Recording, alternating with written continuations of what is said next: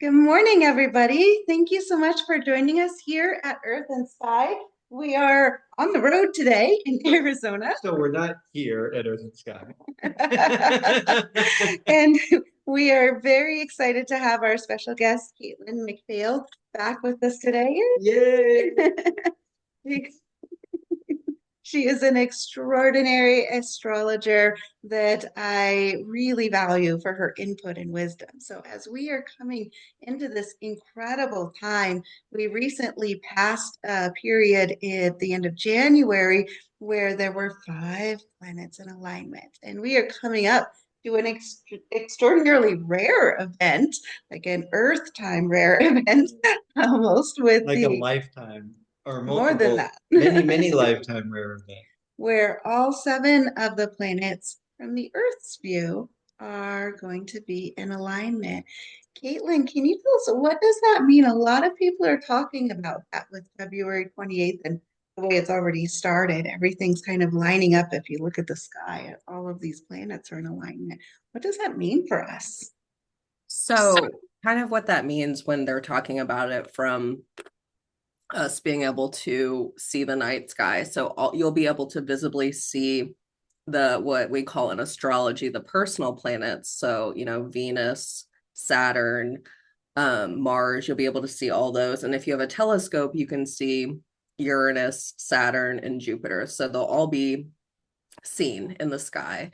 And so energetically people are going to be paying more attention to that, and so that I feel feeds off of kind of what they call portal dates, or where the energy is more in alignment. So that's kind of why these planetary alignments are significant, and the transformation and kind of what we have going on in And so astrology. the fact that people can physically see them and they Mhm. know it's going on all by itself, just our energy just kind of adds to that machine of Yeah, if you how it affects us. if you think about how we're all interconnected, how everything's interconnected, and if you think back, tons of civilizations looked, they saw these dates when all the planetaries bodies were aligned. They saw them as symbolic and transformational days. So So maybe this is a good time for us as individuals to think about what we want to align in our own lives, maybe what our goals are to be able to utilize the celestial bodies alignment in aligning us with our goals. yes. Yeah, 2025 is going to be a year of a lot of astrological changes, but this particular day with the planetary alignment actually falls on a new moon. And new moon, it'll be in the sign of Pisces, and new moons are great for setting intentions or goal setting. Because if you follow the moon cycles, um, setting the intention in a new moon and executing in a full moon is kind of how you would use the energy to do that. Wonderful. So that kind of brings everything together. So if people are using this period that we have gone through at the end of January, that's progressing as everything continues to align towards February 28th, and then setting that. So deciding what are your intentions? What do you want right now? What do you want to create in life? If the entire universe is your oyster and you can design your life with what you want, what do you want for this new month? What do you want for this new year? Good questions people should ask. And then perhaps doing a new moon ceremony on the 28th of February could be a really great way to utilize that energy. And it can be as simple as writing it down. Sometimes I write my new moon stuff down on a post-it note if I think about it, Yeah. and you just be surprised because you're setting that intention, into reality by writing. Now Perfect. you're saying the planets are in Pisces. Um, Yeah. and so where they're like so because I know when I look up and you can see at night that that line is starting. Is that sliver of sky? Would that be, I mean, as a general statement, is that Pisces all the time? I mean, I know we're rotating, so it would change, but where they're at right now, at that time of night, each like most of the time, is that like the Pisces sliver? Is that what does that make? Well, it'll rotate with the orbit. So it just so happens that a lot of the planetary and celestial bodies just happen to be in Pisces I gotcha. Okay. Okay. Okay. during that on that day. Nice. Cool. How many of them are in Pisces, say 2 weeks before, as we're in the midway between the 5 planet alignment and the Sure. So Neptune and Saturn, Saturn's been in Pisces for about 2 years, and then Neptune has been in Pisces for a while. Um, and so those have already been it. Neptune is ruled by Pisces, so it has the same energy. Saturn doesn't like Pisces because Saturn is structure. So it's literally bringing structure to kind of the spiritual realms. So they're having the two energies are working together in that way. So, Uh, Go so ahead. Pisces is the spiritual, most Mhm. has a lot of a spiritual energy. Yeah, Pisces is what we call, it's like the veil, between the conscious and subconscious. And it's also the ending and the beginning. So it's literally kind of a sign about transition into the ending and the beginning. So, and it kind of is symbolic. We really are in a transitional period collectively. So this particular day, if you wanted to set an intention, a good one would be, how are you personally kind of navigating the transition and your goals aligning with that?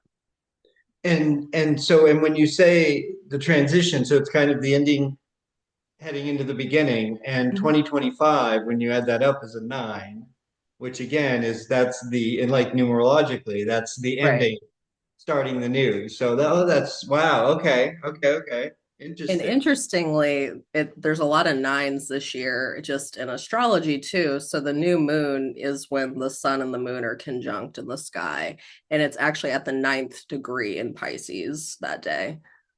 So another nine. Another nine, right? Mhm. see. Wow. And which are the other planets that will be in Pisces on February 28th? So Mercury will be in Pisces, and that our minds will be kind of working more in a dreamy, intuitive way. So it's logic won't be as easy during that time. So it's really good to be listening to your gut intuition relating to setting intentions. Oh, interesting. Nice. Because where it's good to take this time as we're leading into it to kind of prepare so Right. that maybe it's not just a spur of the moment, but really utilizing what you want for your new intentions for this new shift that we're moving into. Means this will be easier for you and harder for me. She's very good on the emotional side, and I'm just like, I'm sorry, what? So yeah, yeah. So I'll be struggling. Good to know. Good to know. Yeah. And and what would you feel is the best way for people to recognize how to use the energy as we move forward from the 28th? Yeah. So you mentioned the planetary alignment that happened in the end of January, the 25th, I believe it was. And so we've actually been going through a Mars retrograde period from December. We're still in it right now as of January 29th. And it actually goes direct a few days before this happens. So Mars is about energy movement forward. And so any kind of energy or intention that was set on the 25th, there may be some reevaluation to it once Mars moves directly. So it's Mars has a positive influence on this day in people moving forward. And it also, how are you going to move forward independently as yourself? And how does that feed into the collective? Very nice. Okay. Very good. Yeah. Yeah. And so we have Mercury, Mars, Venus, and which of the 5 planets? Oh, so sun and moon are in Pisces. They're not considered they're not planets, Perfect. but Right. they're important Yeah. Yeah. from an astrological standpoint. But Mercury, Saturn, Neptune are all in Pisces. So three planets, and the North Node is which also isn't a planet, but it's important, is in Pisces. So how would that affect somebody that has Pisces for their sun sign? Will this feel more intense for them or will it help them? Very much so. Yes, it will be more intense for them. They're definitely going to be feeling it. Pisces feel everything anyway. So, Yes. so they're gonna feel very, I like to call it the word dreamy or liquidy is kind of how I describe it. Yes. Ah, Yeah. Women. Yeah. Yes. Yes. nice. Ah, which sign, if you were going to assign one of them to a more male aspect, I could see that with the Pisces with feminine. What Mhm. would you assign as more of a male aspect, generalizing with astrology? Of Pisces? No, of the plant uh Of the of the sign. signs in general. So Pisces would Oh, be more feminine. yeah. So all earth and water signs are considered feminine in astrology. And then all air and fire signs are masculine. Makes Okay. a So lot of sense. And so yes, Leo is Fire sign. a you're a fire. masculine fire sign. Do my dance now. It's that way. That's funny. Oh, and And then go ahead. yeah, so you brought up a good point too. People who do have more water in their chart, they kind of can navigate this energy a little bit more easily because they're used to it, right? Versus someone who might have more earth or fire that they like to go, this might be a little bit more uncomfortable for them. Okay. Okay. Interesting. Now, when you say that, so like for Leo, Mhm. this would be so being more watery, emotional. Does that so should I in that context, does that mean I should sort of step back, not try to push and just sort of feel the moments? Is that kind of what I'm hearing? Would be Yeah, a better approach? it would be more of a reflection time. Okay. Okay. Yeah, the best you can. Gotcha. What about for our friends with a lot of air signs in their chart? What would you recommend? Air sign. So it kind of depends too. Anyone with a lot of Gemini placements, this energy will be actually squaring, which is kind of a what we call like a conflict energy in astrology. So that would be, you know, people with a lot of Gemini in their chart might feel a little more anxiety during this time. Um, So prep yourself mhm. for challenges that you may need to breathe through and get through during.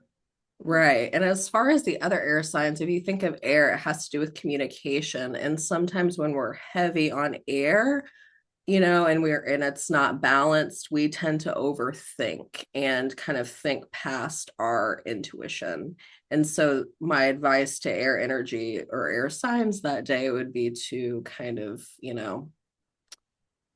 don't let the mind kind of, they're just thoughts, and be more of an observer of your thoughts.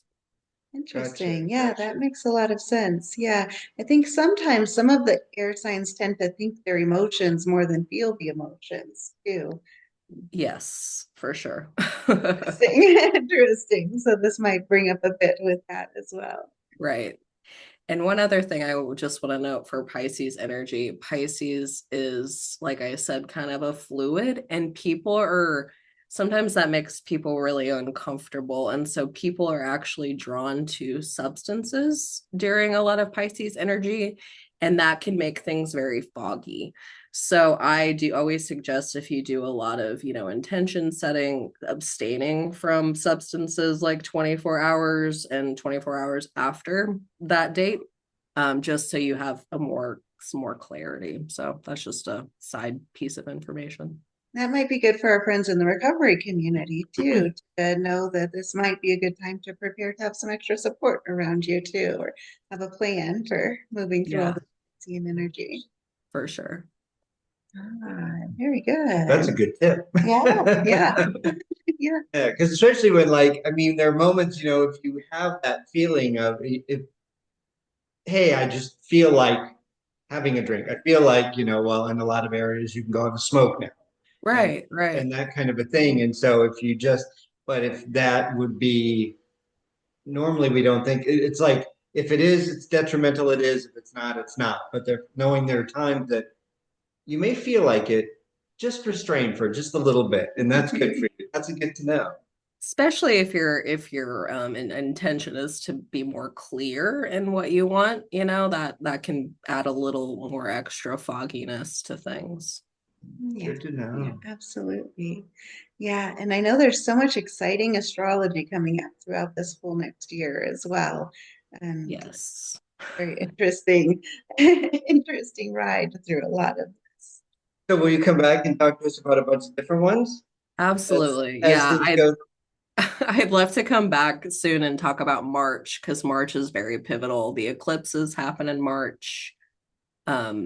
And also kind of leading into the springtime, we have two outer planets changing signs. So that's like a whole new generational cycle that's beginning. Oh, So, because they're the outside that move really slow. Oh, I right. got you. Okay, okay, yeah.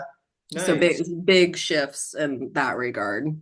Nice. Wonderful. Nice. Yeah, we'll see what our descendants are going to be bringing in with a little glimpse into the outer planets.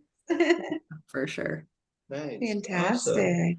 Wow. Well, we appreciate it Yeah, so thank much you. when you come That's so on. interesting. I love Yeah. this. Thank you guys. Thank you so much. Well, we will definitely look forward to the next time then Yes. with Caitlin McPhail. And all of us here at Earth and Sky, we are so glad that you join us on this journey every Sunday morning. We try to bring new and interesting topics to you so that you can help bring your life into the best life possible in the way that's meant for you, Yeah. bringing in a little bit of inspiration. Know that you're not alone out there if you feel like you are going through a lot of changing energies right now. Know that you're not alone in this, and everything always passes. And so, every shift, when it's a hard shift, there's something positive There that's will be coming good through at the end coming. of it. There's always a gift at the end of it. Absolutely. So, prepare your intentions. Think about what do you want? What do you want to create in your life? This is your life, your movie. You are the director of it. Utilize this fantastic time coming up and write it down, right? Caitlin, write it down Definitely write it on down. February 28th because our writing is so powerful. Well, we thank you all so much and we look forward to seeing you next week. If you haven't already, please like and subscribe, and we will see you next week. Bye. Bye. Thank you.